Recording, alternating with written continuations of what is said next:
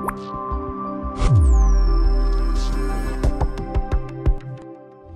afternoon, good morning to our friends overseas. I'm Xavier Pasco. I'm the director of the Fondation pour la Recherche Stratégique, Foundation for Strategic Research, which is a think tank based in Paris and devoted to international security and defense issues. And I'm very happy to welcome you all for this web conference or web conversation, if I understand well, on the prospect for the US-European cooperation with Biden, new elect president.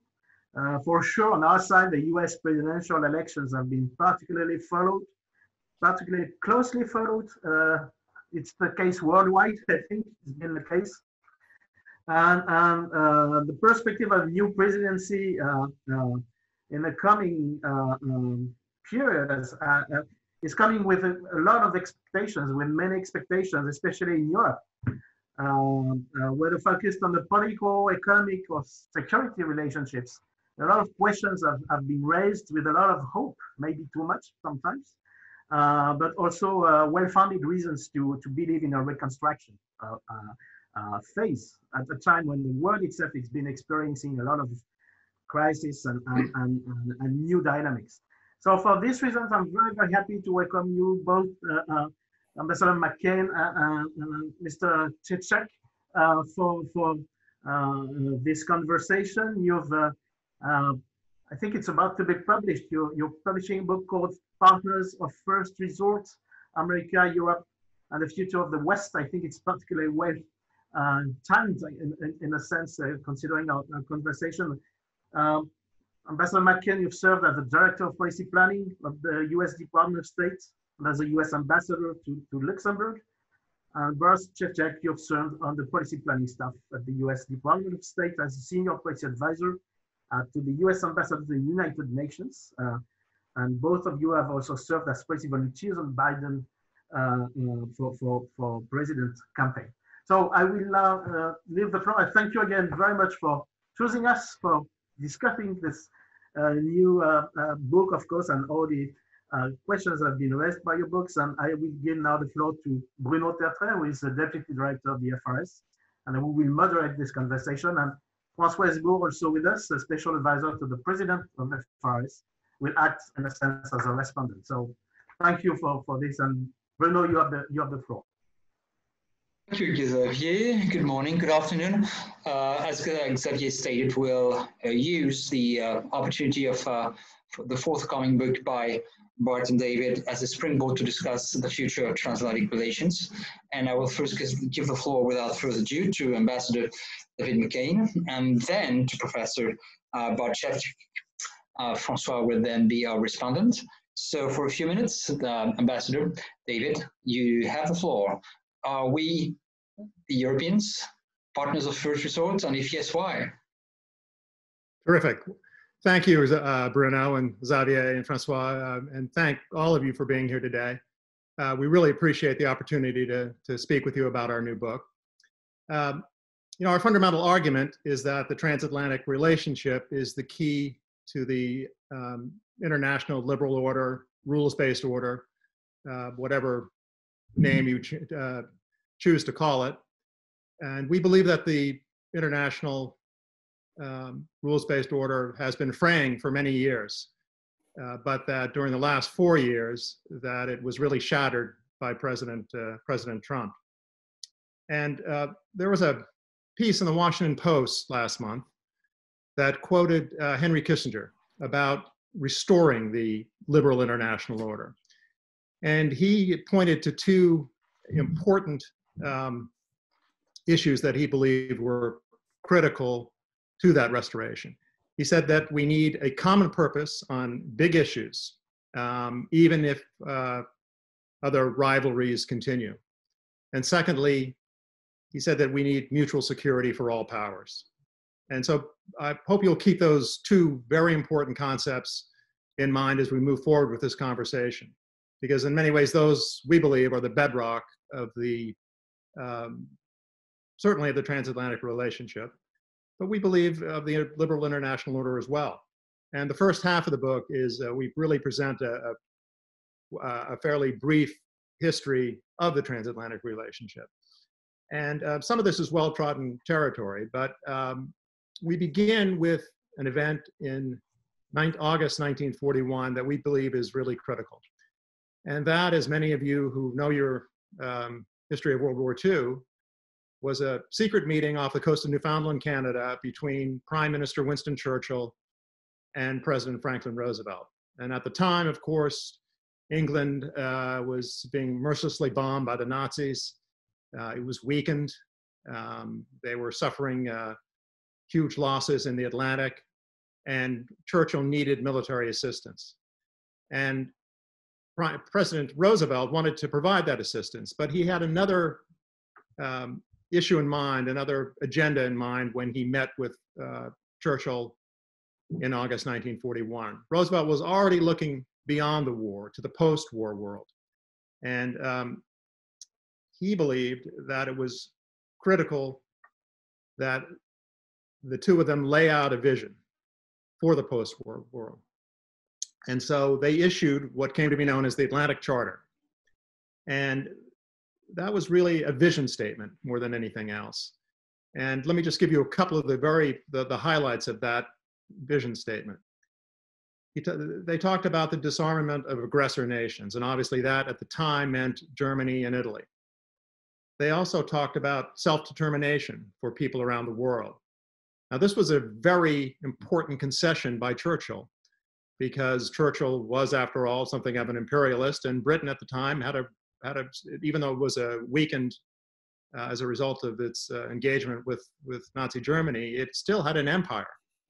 And so for Churchill to be acquiescing to the idea of self-determination was really quite remarkable. The other thing that, other few things that they talked about was the respect for the sovereignty of nations.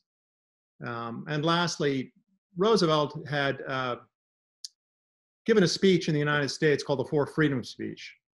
And these were really values that he believed were universal, and those were reiterated in the Atlantic Charter.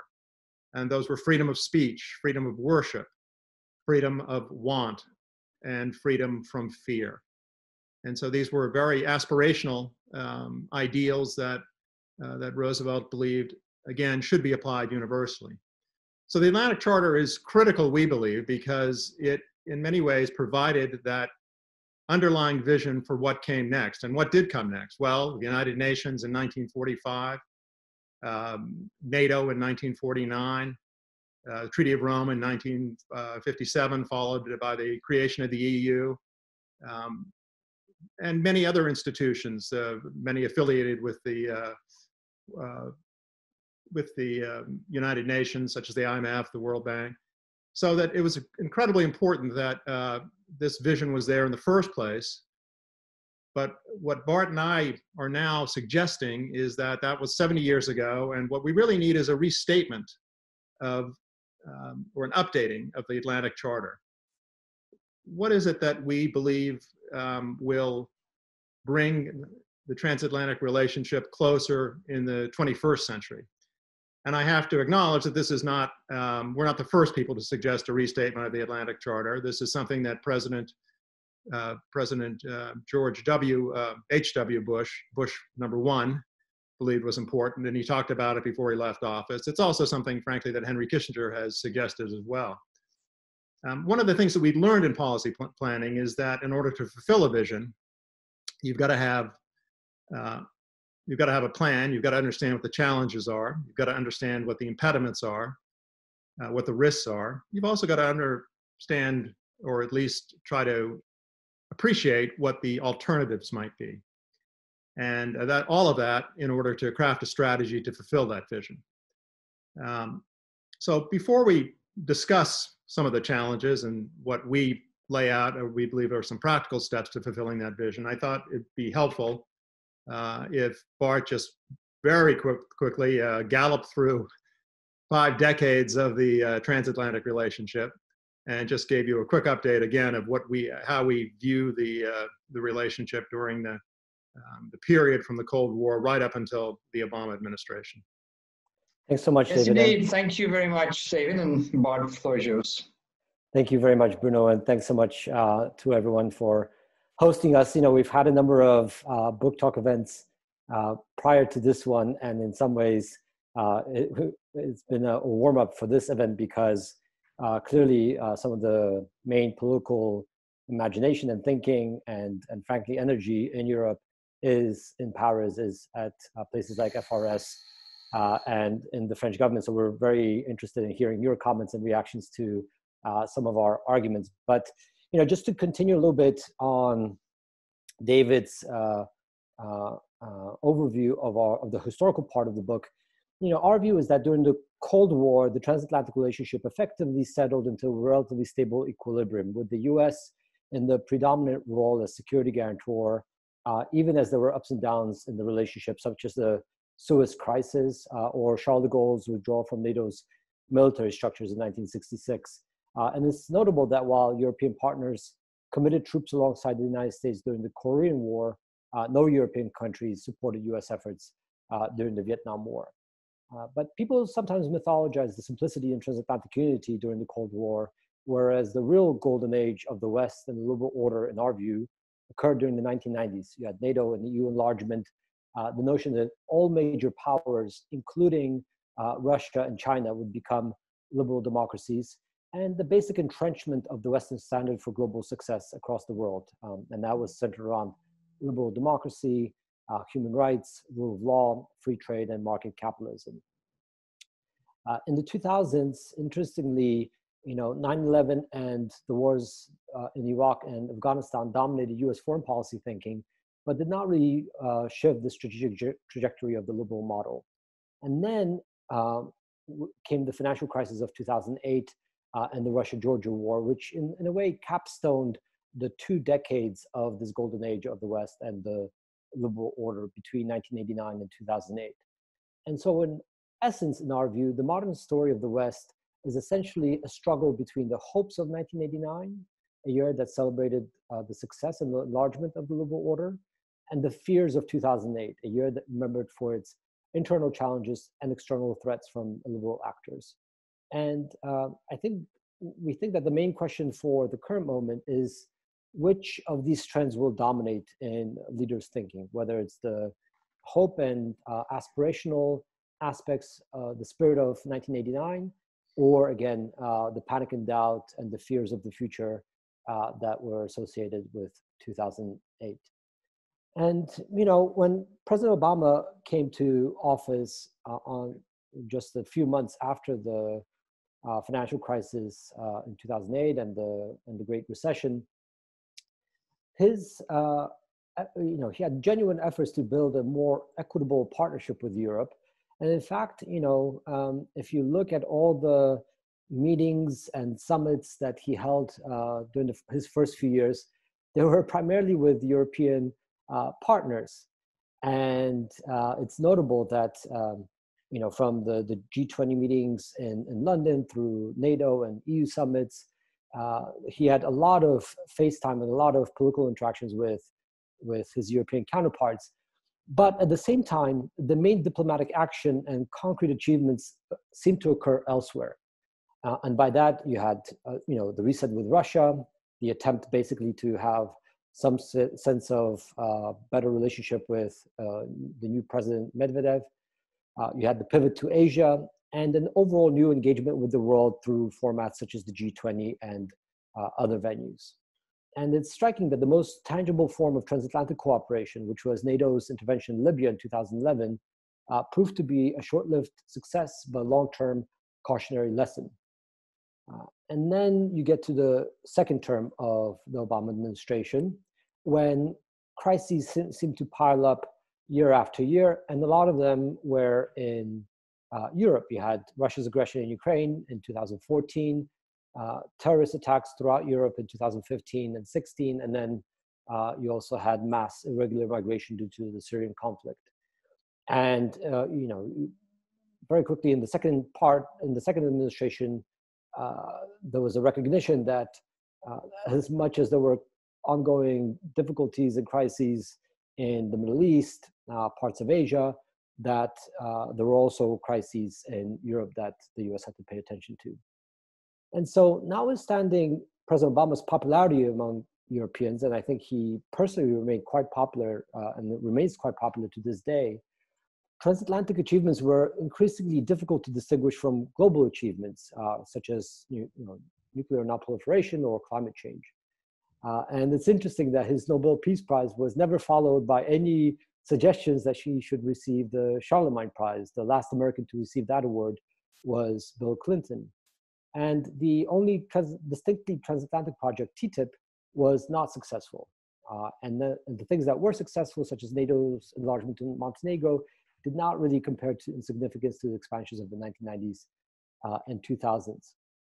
And so for all their personal affinity for Obama, it's probably fair to say that Europeans are more likely to recall the reset with Russia, the red line in Syria, or the pivot to Asia as the main policies that affected them, rather than any of the global successes. And then, of course, you have the Trump administration, which David will turn to next. Right. So the Trump administration. Again, I think just to reiterate what Bart said, we believe that in the end, President Obama fortified the transatlantic relationship, even though he was distracted by the politics and wars of the Middle East, and even though he believed very firmly in a rebalance with Asia. But you have to remember that when Donald Trump was elected, this was someone who had absolutely no foreign policy experience, except the fact that he had invested in golf courses in Scotland. Yet he managed to beat 11 contenders for the Republican nomination, some very seasoned politicians. He then went on to beat Hillary Clinton, who President Obama called the most qualified candidate ever to run for president. But Donald Trump really didn't have a vision for foreign policy beyond the fact that he believed America must always be first, and that he campaigned on that. And if you remember, during January 20th, 2017, he gave his inaugural speech. The United States at the time actually had good relationships with a number of countries around the world. We had come out of the doldrums of the economic crisis of 2008. Unemployment was down, stock market was up. Things were going pretty well in the United States. Yet Donald Trump talked about a period of carnage. And what he was essentially saying was that internationally, he believed that, again, it had to be America first. The United States did not really need allies unless they were going to be fully supportive of America's place in the world. And so he really had a zero-sum approach to international relations. And therefore, it was really not a huge surprise when, during the next year or two, he showed no interest in Europe. In fact, to the contrary, he was quite insulting. He called Brussels a hellhole. He appointed an ambassador to the European Union who was a former hotel executive with absolutely no diplomatic experience, and who stated at one time that his purpose was to destroy the European Union. So, we believe that the Trump administration was something of a aberration in foreign policy, even though, as Bart has said, there's been certainly ups and downs in the relationship over the years. But I think the real question is, how can a Biden administration repair the damage? And Bart and I, if you'll remember, when in my initial comments, I talked about some of the challenges that the Biden administration will face, both internal and external, and I'll just very briefly go over those. Internally, of course, there are still millions of people that believe that Donald Trump won the election, which is extraordinary, yet it is true. He did get 74 million votes. Our country is very divided, and our politics are not likely to improve significantly in the near future. Furthermore, many people don't really pay a lot of attention to foreign policy in the United States. They don't understand the value of alliances. So that America First remains quite a popular concept. Clearly, the COVID crisis has weakened the United States economically, although we are still doing I think, better relative to the rest of the world. And we have a lot of cultural problems, whether it's over race or guns or any other number of issues. Internationally, of course, there is the issue of Russia, which, though we would, Bart and I view as a declining power, they still have an international presence. They're still able to project, we believe, somewhat of a malevolent influence around the world. And then there's the issue of China, which will clearly be the great issue for the 21st century, managing the rise of China, because they are becoming more powerful economically, more powerful militarily, and more aggressive every day.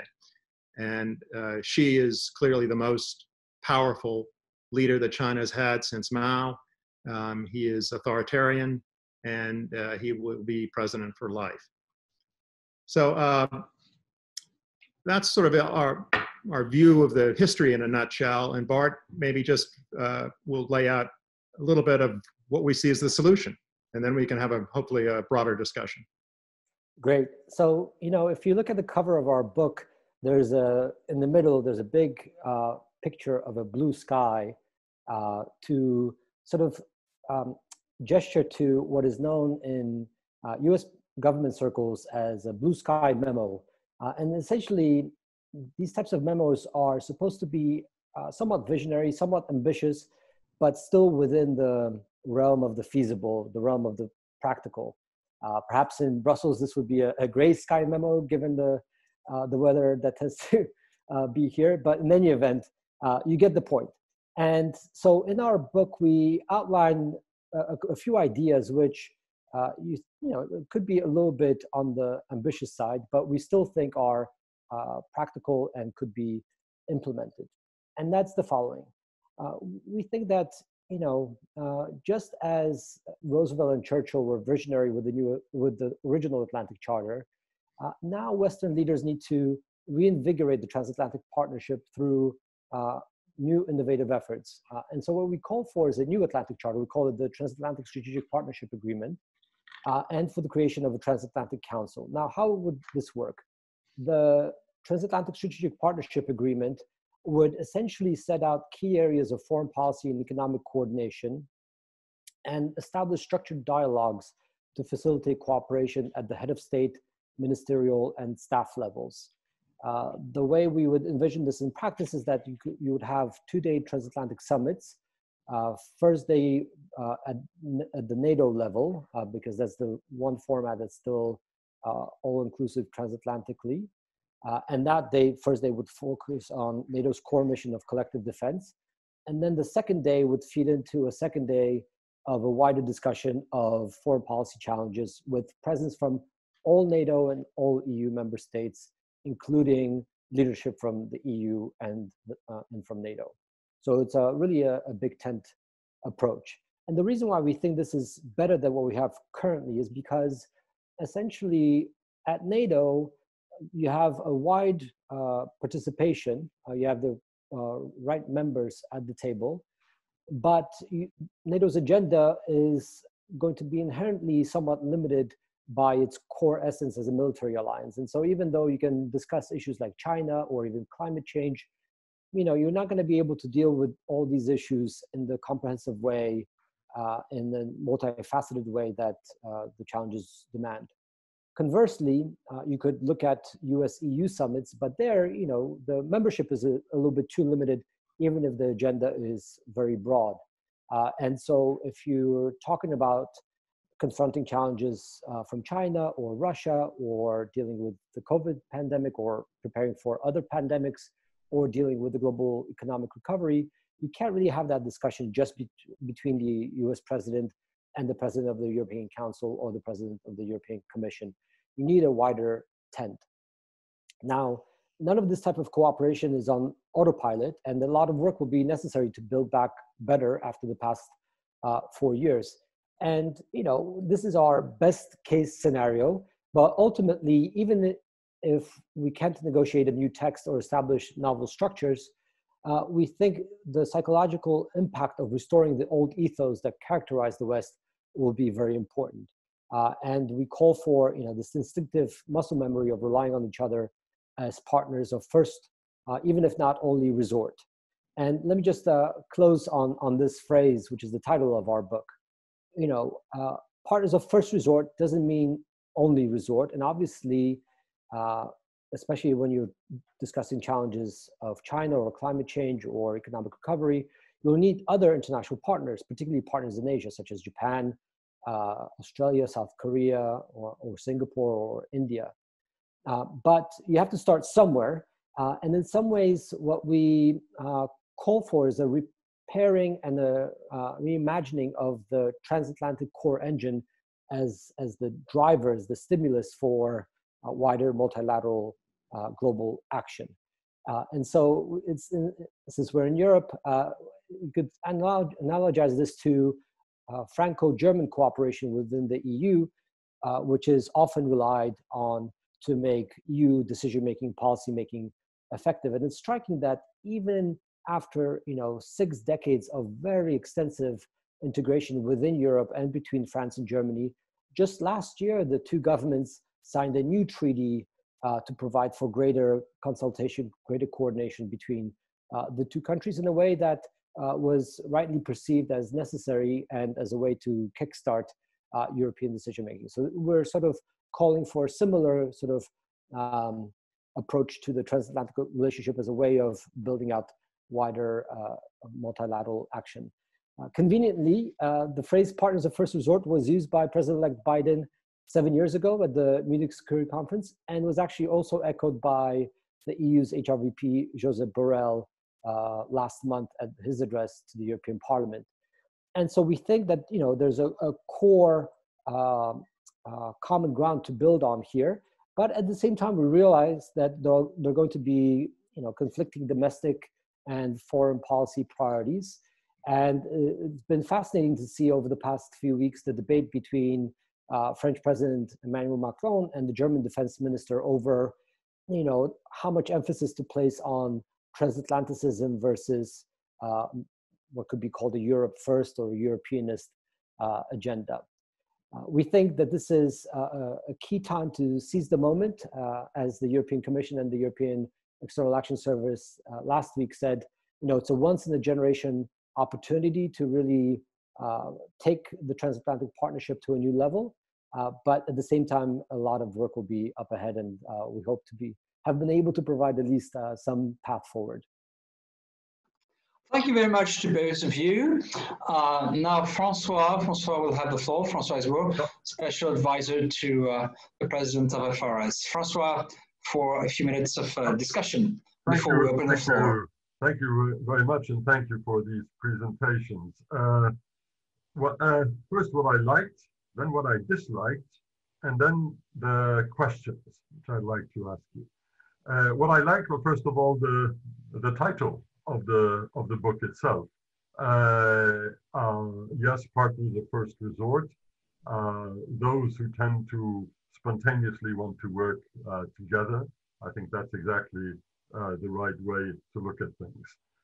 Secondly, I liked the candid critique which was made of the Obama years, and not simply confining the retrospective part of the book to the horrors of the Trump years, which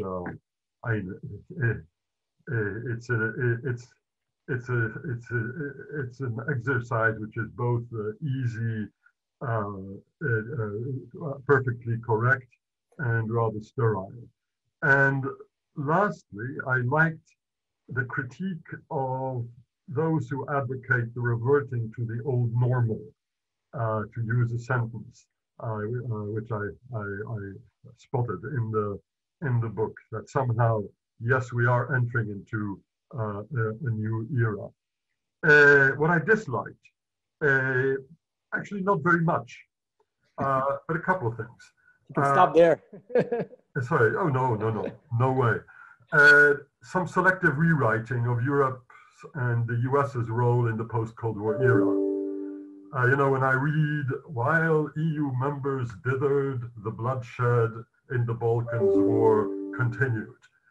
Well, yeah, I remember also that James Baker told us very early on that the US didn't have a dog in this fight. And so the US dithered while the bloodshed continued. And it took all of Jacques Chirac's and John Major's and Dick Holbrooke's energy to move the Clinton administration towards a presence in Bosnia which would be of a NATO variety rather than of the UN variety. Ditto about Georgia. Did Sarkozy really broker a ceasefire that, I quote, enabled Russia to preserve its gains? Well, here again, the Americans were nowhere. Bush 43 was not interested in what was going on. And the alternative to the ceasefire was something rather more horrible than what eventually happened. And what eventually happened is that the Russians kept the places which they already had, Abkhazia and Southern Ossetia. So, you know, use similar standards when you're judging Europe and the United States. And the last thing I didn't like, and this actually surprised me in the book, there was a sort of sense of limited sovereignty doctrine. And I use the expression limited sovereignty in a way which people in Central and Eastern Europe understand very well. When I read, the US perhaps should involve itself in future talks on the UK's new relationship with the European Union. Well, should the European Union get itself involved in a new relationship with, between the US and Canada and Mexico after NAFTA was dissolved? No, of course not, we shouldn't. So, you know, sovereignty is a very important issue to all of us. And that leads me to my questions. And there are two of them, basically. The first one is indeed about sovereignty. Sovereignty is something which the Americans understand very well. They have no problems with sovereignty. They know what it is. They know how to use it. And yet when others talk about sovereignty, somehow this is seen as not being entirely kosher. And particularly when it's the French with Macron who talk about sovereignty.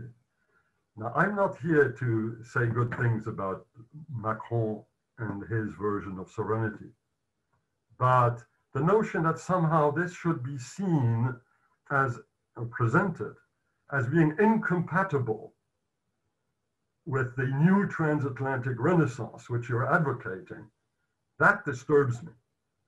Because if that is the case, it's going to be very difficult to have a new transatlantic renaissance. The Europeans are going to be asked to do more, and this is perfectly normal, both in burden sharing terms, but also in task bearing terms. The Eastern Mediterranean, the US has ceased to be in a leadership position since essentially 2013. We are trying to fill to some extent the strategic void which has been left open by the Americans and into which the Russians and the Turks and others have precipitated themselves. So is your vision of sovereignty and what you say about sovereignty, about European sovereignty, is your critique that fundamental, or is it purely instrumental? That is, one can say that there can be no European sovereignty of in the framework of the European Union because there's no sovereign. That I can understand. But that's a practicality issue, and a serious one, of course. But are you essentially saying that that discourse and action towards European sovereignty is incompatible with the transatlantic renaissance you're advocating? Second question, and that's China. And here I'm on less certain ground because in some parts of the book, the importance of China comes across as it did in your presentations. And yet when I look at your New Atlantic Charter, the agreement, China is not presented in any way as being of overriding importance. And I would argue that it is, in terms of US strategy, going to be of overriding importance. And as a European, I can also argue that it will be of overriding importance for us. And that means, en clair, that any agreement, any transatlantic agreement, which does not take that overriding character of the relationship with China on board has few chances of working. So my bottom line is quite simple. The Europeans have to assume that there are elections in the US in 2024. I don't know who's going to win the elections in 2024.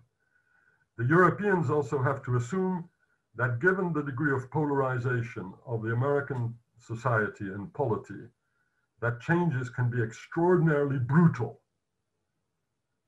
as they have been over the last few years. And that in that situation, we have to assume that we have to work with the hypothesis that the US is not always going to be as benign a partner as it would be like UGAPS, if I can put it that way. And that we therefore have to organize ourselves better. I would add as a coda that this actually should help you make your argument for the new charter, because agreeing on a vision thing, on a vision statement, provides inertia to the relationship. And what we may need in 2024 is inertia built into the transatlantic relationship. Because we don't know who's going to be president. I cannot assume that Biden will be president in 2024. I mean, unless you tell me that he's a Superman. So who will be president in 2024? But it's a great piece of work. I loved it. Thank you. Thank you very much, Francois. I will, of course, give ample time to both Bart and David to respond to the challenging questions and points that Francois raised. I would just like to, before I do that, to take this opportunity to tell our audience we have 32 participants that they can ask questions in the Q&A slot on the Zoom platform. So feel free to do so. Think about your questions, write them down, and while you think about your questions, I'm giving the floor. Who wants to go first? So would that be David or David? David, so, you will go first. Yeah. So let me just start. There we go. Let me just start if I can, and Bart can obviously build on this. So these are Francois, terrific questions. They really are. Listen, I think in terms of the issue of sovereignty, we do not believe that we can return to the status quo ante before Trump. Things have changed markedly in the last 4 years in the sense that Europe has become much more independent. And I don't think either Bart or I believe that that is a bad thing. I mean, that the entire point of the institutions that were built post-World War II were to bring Europe back to its greatness. And in many ways, it's been enormously successful. So I don't think that we should, to get to one thing, I think you also raised a good point about Britain and the EU. I think we probably didn't express it clearly enough, but at least my view on that is that what we believe is that Brexit was a terrible mistake. And we believe that the United States can be helpful in helping to some extent, find ways to make sure that there isn't the kind of chaos, given that both Britain and the EU are such enormous trading partners with us and with each other, that there might be a way for us to be helpful there. I don't think it goes beyond that. But we absolutely respect European sovereignty. We understand that there are 30 plus or 29, 30 states, independent countries that are have their own governments, have their own leaders, and have their own views. Why don't I stop there? We'll come back to the China piece in just a second and let Bart build on this. Yes, Bart, go ahead. I would just add briefly that I actually have a second book on this very topic of European sovereignty, legitimacy, and power, but I'll save a more extensive discussion for hopefully another book launch event. And I would just say that, yes, I absolutely agree with everything that both you, Francois, and David have said on this issue. I would just say that it's a matter of emphasis. I don't know if you're familiar with the late international law scholar Louis Henkin, but he called sovereignty the S word. And the reason why he called it the S word, not to be used in polite company, was because when he was an active scholar, sovereignty was basically a way to shield governments, authoritarian and liberal governments, from human rights inquiries and reviews by the rest of the international community. It wasn't an affirming concept of democratic self-determination and in support of liberal values, but a way to oppress people in the Soviet Union and elsewhere. And so that's why he called it the S word. I wouldn't go that far now, because clearly, there are aspirations from various parts of the world. And there is this novel concept at the European level of European sovereignty, still to be defined and substantiated in practice. And interestingly, the Franco-German Treaty of Aachen refers to building Europe as a sovereign, or to build European sovereignty or something like to that effect. And I think that's completely right. But I think the emphasis in public debate in Europe is sometimes misplaced on this concept rather than partnership and looking for ways to deal with common challenges together. And so, lots of states, lots of entities can be sovereign. The United States is sovereign, Europe is sovereign, Luxembourg is sovereign, but no one's omnipotent. And everyone is constrained in their resources, and everyone needs to work with partners to be able to deal with common challenges. And I think this idea of partnership and consultation and coordination deserves much greater emphasis than sovereignty and unilateralism and sort of a sense of we will decide things independently and let the chips fall where they may. But I think we should return to the China question as well. If David, you want to give a few thoughts on that. Just a very quick interjection, if I may. Half of me comes from Luxembourg. Yeah, so Luxembourg is sovereign. Lots of entities are. Poland is sovereign. The Vatican is a sovereign entity in the sense that, just briefly, the best way to conceptualize sovereignty is independence of decision making. But it's not the capacity to effectuate outcomes or to deal with real life challenges. And so I think the emphasis should be less on the independence of decision making and more on practical ability to deal with real world problems. Bart, that's actually why, even though it's partly emphasized, partly a theological debate, we like to use the word autonomy also. Autonomy is the ability to act precisely, and it's usually understood as the ability to act as Europeans when and where the United States does not want to, cannot, or has divergent interests. But this is a classic, not misunderstanding, because you are seasoned observers of Europe and the transatlantic scene.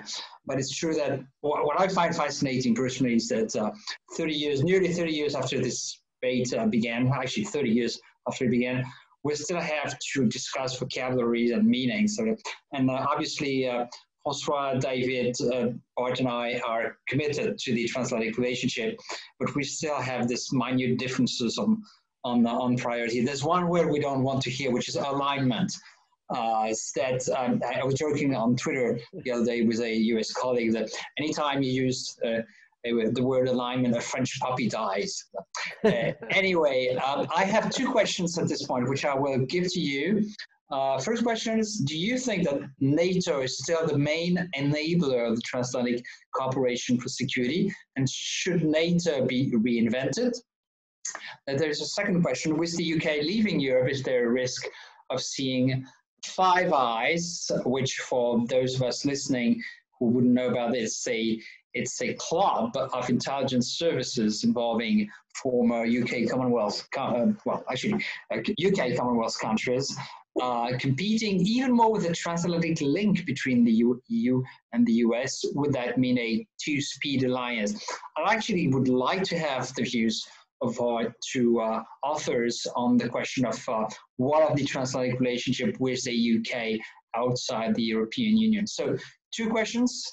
David, Bart, whoever wants to tackle them, and Francois, of course, I'll give you a chance to address them should you be interested in doing so. Should we talk about China just briefly? Of course. Okay. So, Francois, I think that was, again, a terrific question about China. And it's always difficult to know in a book how many pages you devote to one subject. I mean, we could certainly write an entire treatise on managing the rise of China and the United States and European cooperation in that regard. I think what we tried to do was to show that, particularly at the end of the book, where we talk about the areas where the EU and the United States in the future should think about cooperating. And in many cases, we overtly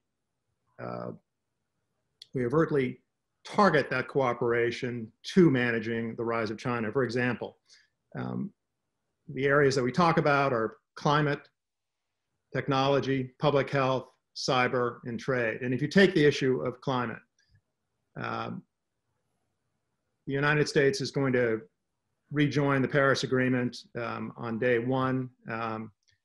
The issue of common but differentiated, which is was the standard in the Obama administration, has to be updated. But the entire point of being part of that agreement is that the United States, with its allies around the world, but particularly the Europeans, which I think are ahead of us on this issue, we have much greater leverage with the Chinese, much greater leverage. Likewise, on the issue of public health. I think both the United States and the Europeans made some mistakes early on, understandably, in approaching the issue of COVID. Unfortunately, the Trump administration used rhetoric that was unnecessary and very unhelpful, and just further damage to the relationship between the United States and the EU. But that is an issue that we can work on together. Now, Xi Jinping is trying to, he's going around the world saying, listen, look at how the United States and Europe have mismanaged COVID. We've kept this more or less under control. That's the beauty of our system. It's how we do things that will save people's lives. And the United States, it's out of control. Europe is shut down. So together, again, working together, we have much greater power in terms of being able to show the people of the world that we can get this vaccine out to everyone, and it's something that we need to do. So I'm hopeful that on all of these issues, the United States and Europe together provide the counterpoint to China. Why don't I leave it there, Bart, if you have some thoughts on this as well? Yeah, no, I agree with all of that. And I would just say, in some ways, the rivalry between China and the United States / Europe or other liberal democracies can be viewed as a structural facet of international relations that will sort of be embedded in all decision-making for decades to come, given China's size and ability to, potentially reshape global order in its image. On the other hand, we'll have lots of short-term policy decisions and priorities to deal with, such as COVID, economic recovery, climate change, which will be short-term and long-term, and other issues where, in some cases we'll need to cooperate with China, in some other cases we'll be in a more competitive relationship. And so it just strikes me that the picture is a lot more complicated than saying that this structural factor will predominate everything that we do in foreign policy and should be sort of an overarching kind of theme, the same way that, containment of the Soviet Union was somewhat of an overarching theme of Western policy during the Cold War. But you know, I guess time will tell over the next several years in terms of how things will develop. One footnote on this, and particularly because we're virtually in Paris, the French President Emmanuel Macron sometimes in his speeches emphasizes sort of the Enlightenment values that unite the West, that unite Europe and America. But in some other speeches, he emphasizes that Europe has distinct notions of freedom and democracy from America's, and in some ways argues for Europe to be a balancing power against other great powers such as China, Russia, and the United States. And so sometimes, you know, if you kind of focus on China in this respect, you might come up with different policy solutions. And I don't think it's necessarily the right framing of the problem. The right framing of the problem, in our view, is probably that, you know, democratic allies such as Europe and America should be united together in dealing with common global challenges, including the rise of China, and you know, that this balancing theory or balance of power theory that Europe should adopt is not really the right way to approach.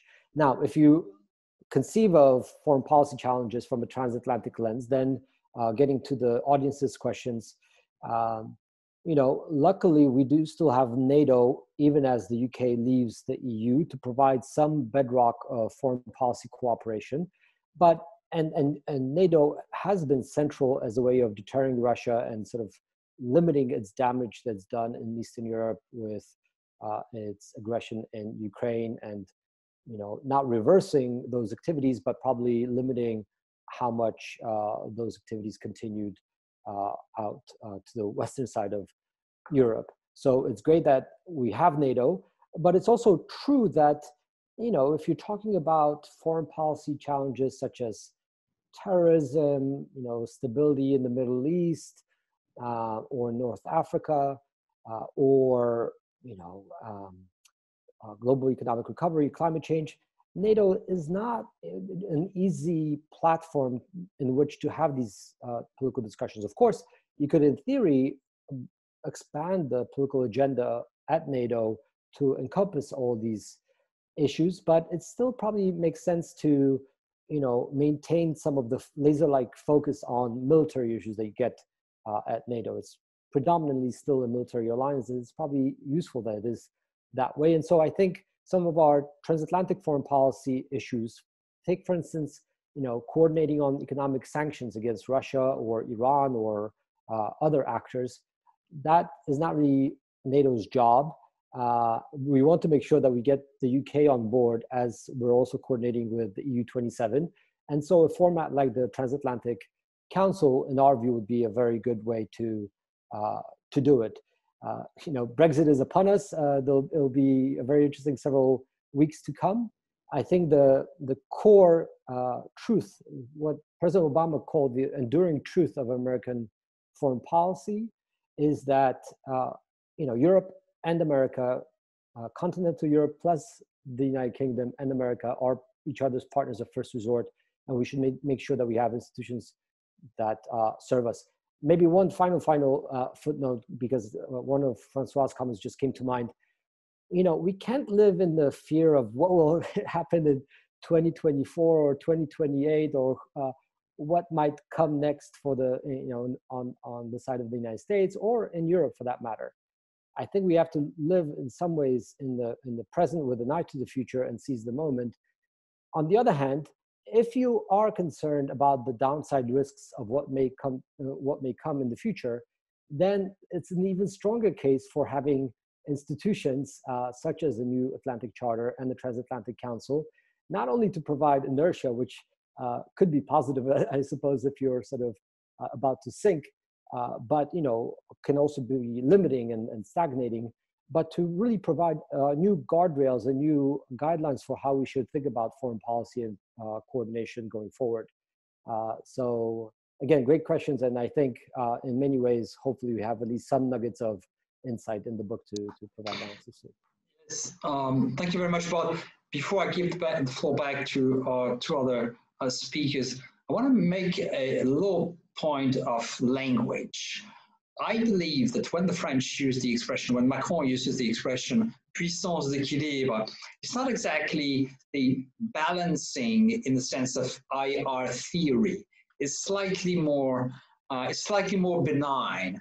I think that what he means is it's not so much in terms of formal alliances, but as a mean of emphasizing our European difference when and where needed, and having the opportunity to work with China on climate change during a Trump administration. That's sort of, by the way, I'm not very optimistic about what we can do with China on climate change, but that's a different matter. But I think that's there's a little nuance maybe that should be taken into account in terms of language. At least that's my view. We only have 4 or 5 minutes left, so should I give the floor back to David? Any additional points on the questions, or to Francois?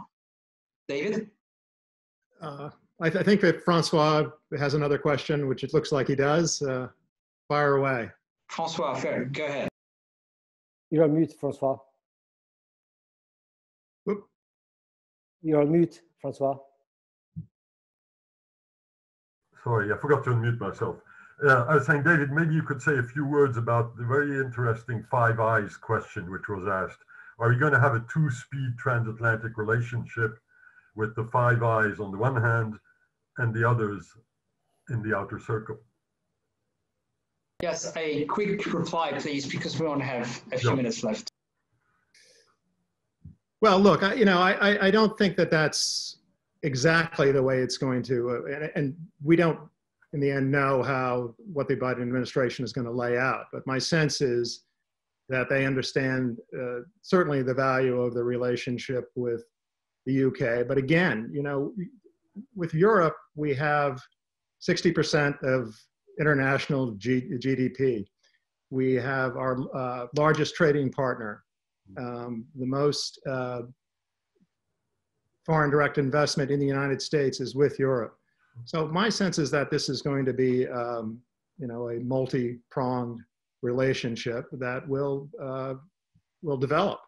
Obviously, Brexit complicates a lot of things, but we're just going to have to sort of see how that plays out. Mm-hmm. If I may, I'd like to. Sorry. If I may, I'd like to say a couple of words about the China issue, because I may not have been clear enough earlier on. I didn't want to give the impression that I was talking about a Cold War type of bipolarity. It's rather the opposite. I was suggesting that the relationship, the strategic relationship between the US and China was going to essentially overshadow the kind of, or shape the strategic relationship between the US and Europe. If Europe is going to systematically hinder US policy vis-a-vis China, if that is the perception which will take hold in the US, the transatlantic relationship will suffer greatly. That's why I said it's an overriding issue. If we don't manage to deconflict on China, if we don't manage to understand where there is convergence and where there is divergence, then we're going to get ourselves into deep trouble. 5G was easy. 5G was easy because there was no American alternative in play, and the Europeans actually had one, if not two. But in the future, we're going to have many issues like 5G of the same order of magnitude, if not bigger. And I'd also add that there are areas like the monetary system, like the extraterritorial implementation of legislation, where the US and the European interest is not going to be automatically convergent, and in some cases will be closer to the Chinese interest. Is this manageable? Yes, it's manageable, but we're not going to manage it if we don't decide that it needs to be managed. That's why I say this is actually overriding.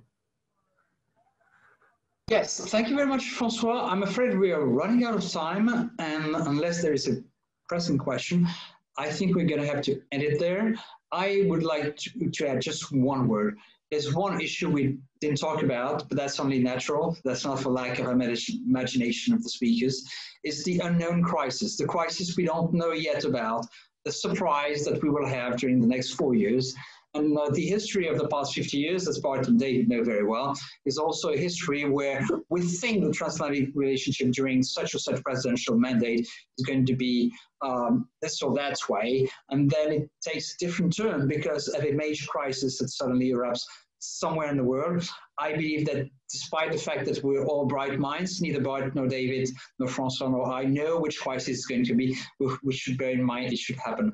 I'd like to thank Bart Szewczyk and David McKean very much for taking the time to present their new books, Partners of First Resort, with us, and to take it as an opportunity to discuss early thoughts about the Biden presidency and what it means for Europe and the relationship. Maybe we'll have to take it up once again a year or two from now to see whether we were right or whether we have completely different ideas. Thank you very much to all. Thanks to our audience. And we're going to have to end here. Thank you very much. Thank you. Have a great day, David and Bart. Thanks so much. Thank you for speaking with us. Thank you, Francois, also.